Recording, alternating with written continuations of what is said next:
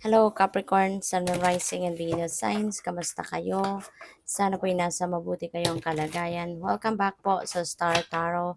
At kung bago kayo dito, welcome din po kayo. Please subscribe, like, share my videos, and leave me a comment kung nakaresonate po kayo. Thank you. So, first card ni Capricorn, we have the Two of Swords. We have the Nine of Wands, and we have the Three of Wands.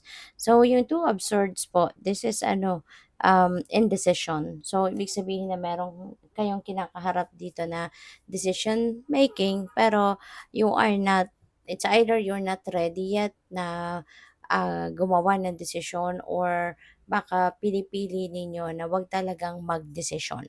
No? Yung parang siguro iniiwasan nyo yung sitwasyon na to. Kasi ayaw ninyo na, ayaw pa ninyo, no, na magano ayaw pa ninyong tignan, no, yung truth ng situation na ito. So, puwedeng iniiwasan, no, puwedeng iniiwasan ninyo muna ito. Parang ayaw niyo muna 'tong asikasuhin, ayaw niyo munang tignan, no, yung situation na ito. So, kapag ready na kayo, no, kapag ready na kayo na magdesisyon, so importante na pakinggan ninyo yung intuition ninyo. No, kasi yung intuition ninyo will definitely lead you towards the right decision. Ito yung gagabay sa'yo patungo doon sa kung ano man ang dapat na isipin ninyo, or ano yung dapat na gawin ninyo. So we also have the Nine of Wands. Si Nine of Wands, parang ano to, this is about boundaries. Pwede na meron kayong ano rito, pwedeng meron kayo ritong pinoprotektahan or gustong protektahan. Maaari na you are going to try to protect what is valuable sa inyo, kung ano yung mga mahalaga. Kaya binakuran mo na yan, no? Kasi nandito sa likod nito, yung kung ano man yung mahalaga sa iyo.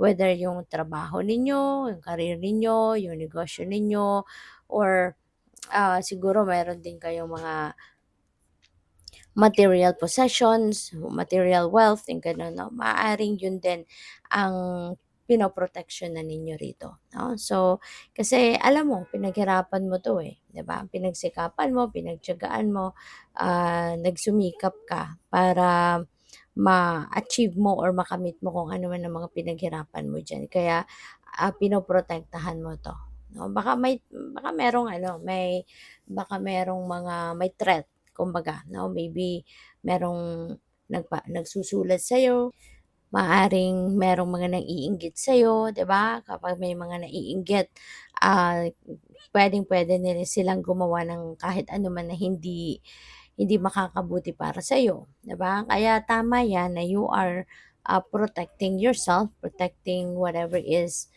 valuable para sa'yo. Okay? So, we also have the Three of Wands. Yung Three of Wands naman, maybe you are waiting for something, you know? Maybe you are waiting for something. Baka mga opportunities ito na naghihintay sa'yo. Puwedeng related to travel, puwedeng related to something na pwede ninyong pagkakitaan, yung mga gano'n, no?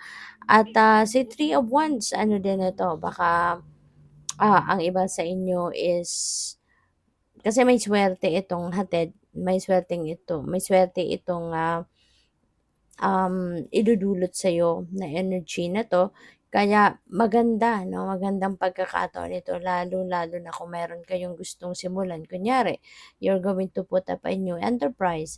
So, perfect na 'yan, perfect time na 'yan around this time, 'di ba, na magsimula nga kayo habang ang swerte ay nasa inyong horizon. So, you can expect na magiging maganda ang resulta nito, magiging maganda ang outcome, or magiging maganda rin yung kahihinatnan nito, no, Capricorn. Travel also is very imminent for some of you dito, Capricorn. So, baka meron kayong biyaheng gagawin, that could be international, that could be domestic. At baka yung hinihintay ninyo dito, yung travel date nyo na lang, or yung travel time ninyo. no? So, or baka ang iba sa inyo naghihintay pa ng inyong mga travel documents. So, good luck. So, by the way, maraming salamat for subscribing. And if you haven't subscribed yet, subscribe na kayo. And also, maraming salamat din for not skipping the ads kasi malaking bagay po yan sa akin.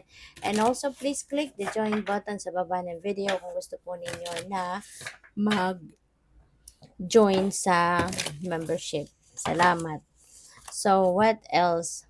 So, we have the energy is gaining momentum. Ayan. So, this is good kasi parang, ano kayo, determinado ngayon, focused, baka you are inspired, you are highly motivated, no? Maaring mga ganon ang nararamdaman ng iba sa inyo sa ngayon. Kaya kung ano man itong gusto ninyong ma-achieve, most likely, hindi magtatagal at makakamit din ninyo yan, no? So, we have the answers you need are coming. Wow. So, pay attention kayo. Feeling ko dito, this is, it's gonna come in the form of intuitive message or intuitive nudge, no? So, kaya ano kayo, pay attention kayo sa mga intuitive messages na dadating, intuitive nudges kasi since parang sinasabi dito, parang heads up ito sa inyo na maghanda ka na kasi yung mga sagot sa iyo sa iyong mga dasal ay paparating na. No? Kung ano man itong mga gumugulo sa isip mo, magkakaroon na yan ng kapayapaan ang isip mo kasi magkakaroon ka na ng clarity.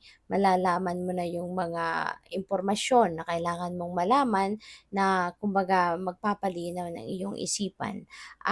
This is the time na siguro dadating na din yung clarity about kung ano man yung mga bagay na hindi ninyo ma-figure out ngayon dahil kulang kayo ng impormasyon or baka hindi ninyo naiintindihan, yung mga gano'n, no? So, things are going to be clear this time. Kaya pay attention kayo sa mga messages and pupuwede rin kasi na may mga taong ipapadala sa iyo ang universe. Maybe there are people, no, na makakausap kayo, meron kayong mga makikilala at sa mga pakikipag-usap mo sa mga taong ito, maaaring dun mo maririnig, 'no, yung sagot sa inyong mga dasal. So, that could be, also happening, 'di ba? Kaya pay attention kayo sa mga bawat taong makakausap ninyo, ano yung mga pinag-uusapan ninyo. Kasi baka diyaan mo maririnig sa mga taong ito yung sagot sa mga tanong mo. So, we have surrender to the divine. So, napakagandang reminder ito sa inyo na you'd rather surrender to the divine universe kasi mas magiging magaan ang sitwasyon kasi if you are going to surrender everything, if you are going to just, papaubaya mo na isusuko mo na kumbaga sa universe ang lahat-lahat about you, about your life, makikita mo or mararamdaman mo na kaigaan ng iyong magiging pakiramdam. Mapapansin mo dito na kahit may mga problema ka, maaano mo pa rin, masusolusyunan mo pa rin ito. Mas mabilis mong masusolusyunan. Even if you don't take super hard effort na para mahanap ang solusyon, when you surrender everything to God, God will show you the way, no? Kung ano yung magiging solusyon mo. Kaya parang things are just going to fall into its right places, no? Kapag kayo ay nagsusurrender at less stress or maaring to the extent na as in zero stress na talaga din, 'di ba? Ang maramdaman ninyo. Kaya it's better to surrender, no? Rather than ipagpilitan ninyo kung ano yung gusto ninyo. Okay? So, good luck. Thank you for watching. Love and light. Namaste.